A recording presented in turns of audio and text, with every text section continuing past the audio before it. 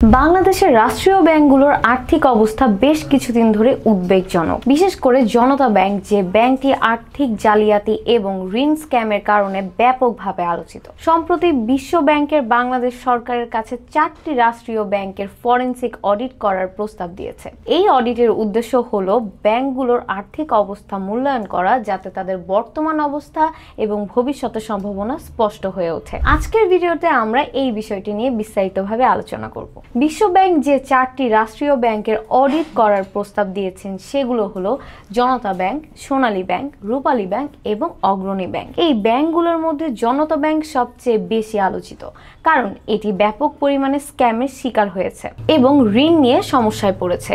তবে শুধু জনতা ব্যাংক নয়, অন্যান্য রাষ্ট্রীয় ব্যাংকগুলোর অবস্থাও খুব একটা ভালো নয়। এসব ব্যাংকের ঋণ আদায়ের হার অত্যন্ত কম এবং ঋণ গ্রাহক তাদের ঋণ পরিশোধ করতে ব্যর্থ হচ্ছেন। বিশ্ব ব্যাংক এবং এশীয় উন্নয়ন ব্যাংক ইতিমধ্যেই কিছু প্রাইভেট ব্যাংকে ফরেনসিক অডিট শুরু করেছে। ফার্স্ট সিকিউরিটি ইসলামী ব্যাংক, এক্সিম ব্যাংক, গ্লোবাল ইসলামী ব্যাংক, সোশ্যাল ইসলামী ব্যাংক, আইসিবি ইসলামী ব্যাংক এবং ইউনিয়ন ব্যাংক, এই 6টি প্রাইভেট ব্যাংক অডিটের আওতায় এসেছে। অডিটের কাজ পরিচালনা করছে 2টি বিশ্ববিখ্যাত অডিট ফার্ম, এর্নস্ট অ্যান্ড ইয়ং এবং কেপিএমজি। বিশ্ব ব্যাংক চায় রাষ্ট্রীয় ব্যাংকগুলোর জন্য এই ধরনের ফরেনসিক অডিট শুরু হোক, যাতে ব্যাংকগুলোর আর্থিক পরিস্থিতি পরিষ্কার হয় এবং প্রয়োজনীয় ব্যবস্থা গ্রহণ করা যায়। বাংলাদেশ ব্যাংকের কর্মকর্তাদের মতে বিশ্ব ব্যাংক এখন রাষ্ট্রীয় ব্যাংকগুলোর ফরেনসিক অডিটে আগ্রহী, কারণ এই অডিটের মাধ্যমে ব্যাংকগুলোর প্রকৃতি আর্থিক ব্যবস্থা উদ্ঘাটন করা সম্ভব হবে। বাংলাদেশ ব্যাংকের গভর্নর আহসান এইচ মানসুর ও বিদেশি চার্টার্ড অ্যাকাউন্টেন্ট নিয়োগের পক্ষে মত দিয়েছেন। তবে এখানেই সমস্যা শুরু হয়। ফিনান্সিয়াল ইনস্টিটিউশনস ডিভিশন বা এফআইডি এই ফরেনসিক অডিটে তেমন আগ্রহ দেখাচ্ছেন না।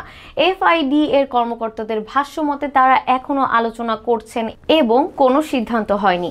এছাড়া এই বিষয়ে সরকারের দিক থেকেও কোনো সিদ্ধান্ত আসেনি। এফআইডি এর মধ্যে ফরেনসিক অডিটের বিরুদ্ধে কিছু সন্দেহ রয়েছে। তারা মনে করেন ফরেনসিক অডিটের মাধ্যমে রাষ্ট্রীয় ব্যাংকগুলোর আর্থিক কর্মকাণ্ডের ত্রুটি এবং দুর্নীতির তথ্য প্রকাশ হতে পারে, যা সরকারের জন্য অস্বস্তিকর হতে পারে। বিশেষত সরকারের নিয়ন্ত্রণে থাকা ব্যাংকগুলোর আর্থিক অবস্থা যদি খোলামেলা হয়ে যায়, তবে এর সাথে সংশ্লিষ্ট বিভিন্ন রাজনৈতিক ও প্রশাসনিক সিদ্ধান্ত প্রশ্ন উঠতে পারে।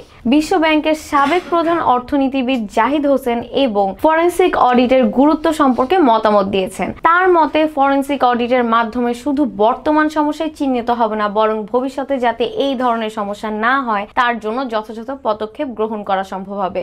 তিনি আরও জানান, রাষ্ট্রীয় ব্যাংকগুলোর ঋণ আদায়ের হার অত্যন্ত খারাপ এবং তাদের নন পারফর্মিং লোন 50%-এরও বেশি। এর ফলে ব্যাংকগুলো একটি বড় আর্থিক সংকটের দিকে এগিয়ে যাচ্ছে। এসব ব্যাংকের অবস্থা এতটাই খারাপ যে বিশেষ অডিট ছাড়া তাদের প্রকৃত অবস্থা জানা সম্ভব নয়। এদিকে বিদেশি ঋণদাতা সংস্থাগুলি, বিশেষ করে বিশ্ব ব্যাংক, এসব ব্যাংকের অডিটের মাধ্যমে ব্যাংকগুলোর আর্থিক সমস্যা উন্মোচন করতে চাচ্ছে। বিশেষ করে জনতা ব্যাংক, যেটি বর্তমানে 60,489 কোটি টাকার নন পারফর্মিং লোন নিয়ে সংকটে রয়েছে, বিশেষ মনোযোগের দাবিদার।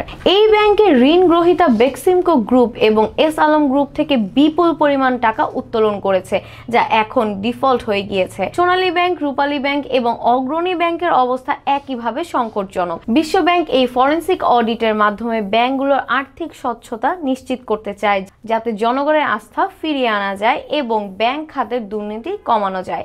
তবে এফআইডি যদি বিদেশি অডিট ফার্ম নিয়োগ করতে রাজি না হয়, তবে ব্যাংক খাতে জবাবদিহিতা নিশ্চিত করা কঠিন হয়ে যাবে এবং ব্যাংকগুলোর অবস্থা আরও খারাপ হতে পারে। বিশ্ব ব্যাংক এবং এশীয় উন্নয়ন ব্যাংকের ফরেনসিক অডিটের প্রস্তাব যদি বাস্তবায়িত হয়, তবে তা দেশের ব্যাংকিং খাতের জন্য একটি গুরুত্বপূর্ণ পদক্ষেপ হতে পারে। কিন্তু এফআইডি যদি এটির অনুমোদন না দেয়, তবে ব্যাংক খাতে দীর্ঘমেয়াদী সংকট সৃষ্টি হতে পারে, যা দেশের অর্থনৈতিক স্থিতিশীলতা হুমকির মুখে ফেলতে পারে। আপনার মতামত জানান কমেন্টে। অর্থনৈতিক বিষয়ে এমন আরও ভিডিও দেখতে চাইলে লাইক, শেয়ার ও সাবস্ক্রাইব করে আমাদের সাথেই থাকুন। ধন্যবাদ।